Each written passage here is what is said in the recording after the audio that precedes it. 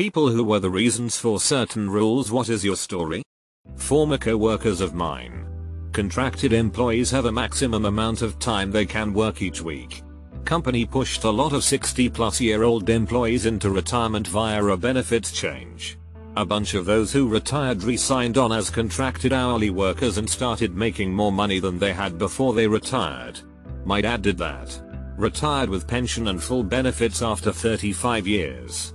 Then they realized they still needed him and asked him to come back. He told them he would help them, but only as a contractor at some absurd hourly rate, and they had to keep paying his retirement benefits. They agreed because they needed to finish the project, and he doubled up for a while. When he finally left again, he still had his same benefits rolling, which was enough to retire comfortably on, but he also had made 6 figures, less taxes, working 25 hours a week in his 1 year as a contractor. Now they don't do contracting. They've brought a couple people back in similar fashion, but as part-time employees, and the retirement benefits get put on hold. Checking ID at work when we have parties that contain alcohol. Used to be on a system until a newly hired person under 21 drank too much and vomited in the hallway. Our CFO's 16-year-old daughter worked for us for one summer and we did a booze cruise. She was doing shots on the boat with her department. Her dad didn't even get mad when he had to practically carry her to a cab. We're dynamic. They banned doing handstands at my primary school because we used to play the game where you'd sing a song and go up into a handstand, and when I went up, for some reason my arm just gave way and I landed on my shoulder and broke my collarbone.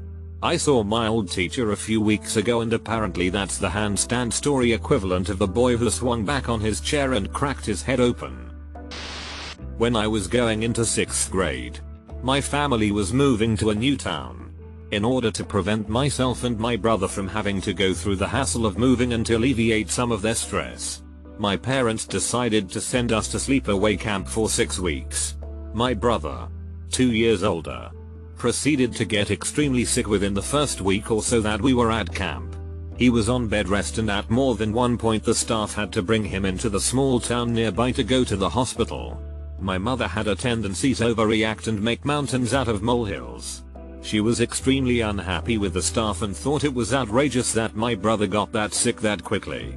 Assuming that someone must have showed up to camp on the first day knowing they were sick and spread the germ to my brother.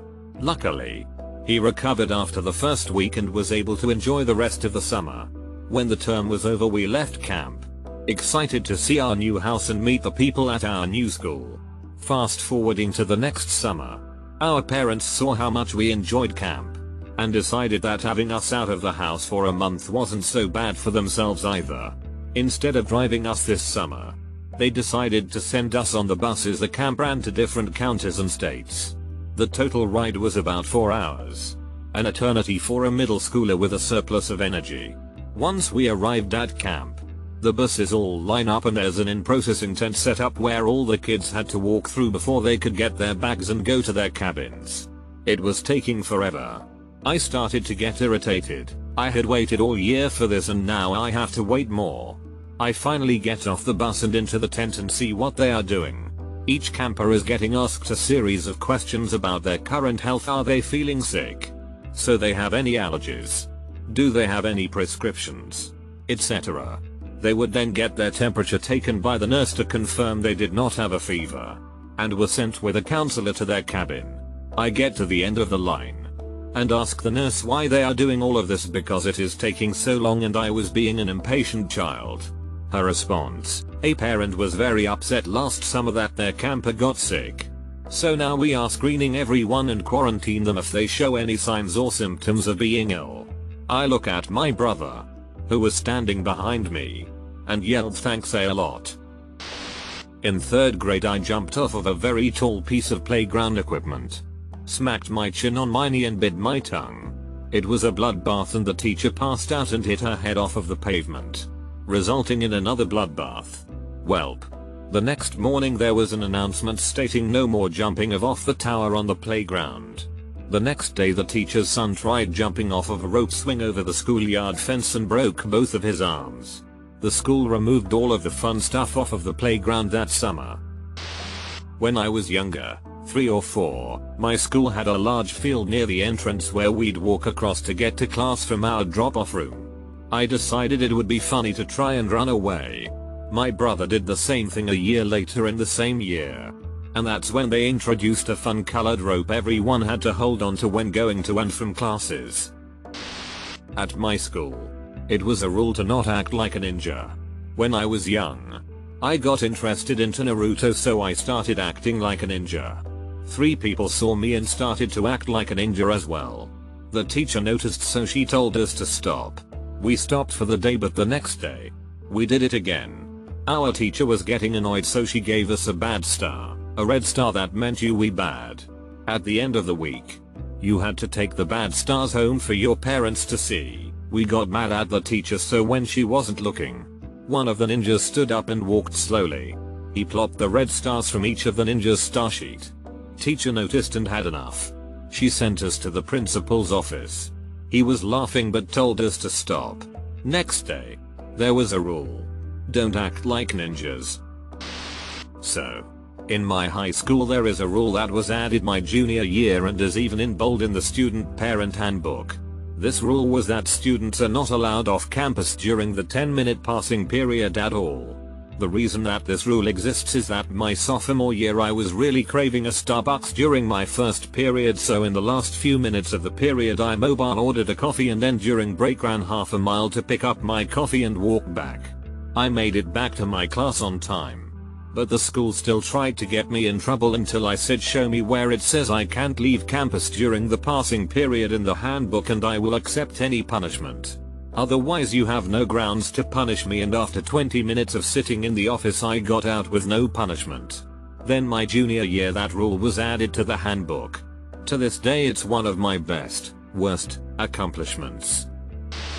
My high school had a policy that any student who passed an AP exam with a score of 3 or above would receive an automatic A in the corresponding class. I failed AP Government. I never did my homework and got a 4 or 5 on the exam. They changed the policy the next year. I was in debate with a guy who did this for like all of his AP classes. Super smart, but holy sh was he lazy. I moved from the Midwest to Texas to attend college. It was the first time I tasted deep fried okra. The cafeteria was all you could eat. The okra was like crack to me and I ate plateful after plateful. Pretty soon the rule was 2 servings per meal. My primary school had to ban human pyramids BC. We would get like 12-16 people involved and we weren't very good at making pyramids, so our uniforms would constantly be covered in mud from us falling onto the grass. Plus they were afraid we would crush each other. I got B-blades banged in 4th grade. Circa like 2002. My mom had cheaped out and bought me an off-brand B-blade that was heavier and I think made out of metal or something dense. Anyways, we had this one kid who would bring in the like battle dome or whatever they had. My B-blade would collide with theirs and theirs would just go flying out of the dome at unsuspecting victims. Someone at my elementary school lost a finger to one of those metal B-blades because he tried to pick it up while it was still spinning, which you can do quite easily with a normal one. Granted, the thing didn't completely take his finger off right away, it just severed it enough that the hospital couldn't effectively reattach it and just took it the rest of the way off. From what I heard, the cut was similar to what a chainsaw would do. Shred the flesh instead of cleanly cut it like a knife, and that's why they couldn't do anything about it. At school there's now a rule that nothing can be mass printed, even though we have a set amount of printing credit. Because I blocked up the printer while printing tiled Fat Yoshi and Fat Skipper. Back in the day, on Neopets, there was this rule that you couldn't make posts titled things like GRLSONLY party. But the rule was never enforced. So, one day, when I was 12, and on my mother's Neopets account, since I was too young to use the Neoboards, I made one of these boards. And everything was fine for the first 10-15 pages. Everyone was staying within the rules on the rule breaking post. So TNT, the Neopets team, basically the mods and developers and stuff, left us alone. And then someone decided to RP going swimming, which was kinda risky and I warned against it. Shortly thereafter, someone made a post that was pretty similar to the following. The board was instantly deleted. My mother's account was permanently frozen. And from that day forward, when someone used the word bikini on the nearboards, a filter changed the word to cardigan. Naughty on campus. Basically in like 7th grade I ran a Chicken Express sweet tea empire. We weren't even allowed to have water in school. I'm amazed at how lax the rules were at some of the schools in this thread. No selling things out of your locker. Ran quite the business back in junior high. Pens, pencils, sticky notes, Pokemon cards, random toys like Beyblade pads, special milk straws that had the flavor in the straws so whatever you were drinking changed flavor, and a few other random things I'd find or people would trade me for things instead of using money. Made maybe around $300. I wish they had just let me do what I was doing. My work was honest. After I got shut down all the kids selling things went underground. Now instead of instant chocolate milk straws the kids were buying weed from the quiet kid in the bathroom. When I worked at Whole Foods in the prepared food section I used to make myself a burrito for dinner. I would load that affair as full with beans, rice, and meat as possible. I usually ended up with something that was about the size of a fat baby's arm. Yeah, that all came to a stop when one of the store managers saw me making my own burrito. After that we would get written up if they caught us making our own food like burritos and whatnot. Oh.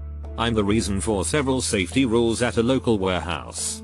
We switched from heavy, grease-covered kingpin locks for trailers after I dropped one of the kingpin locks on my head. Rain boots are required when dealing with trailers after I developed trench foot after working in the rain for 4 days straight in waterlogged shoes.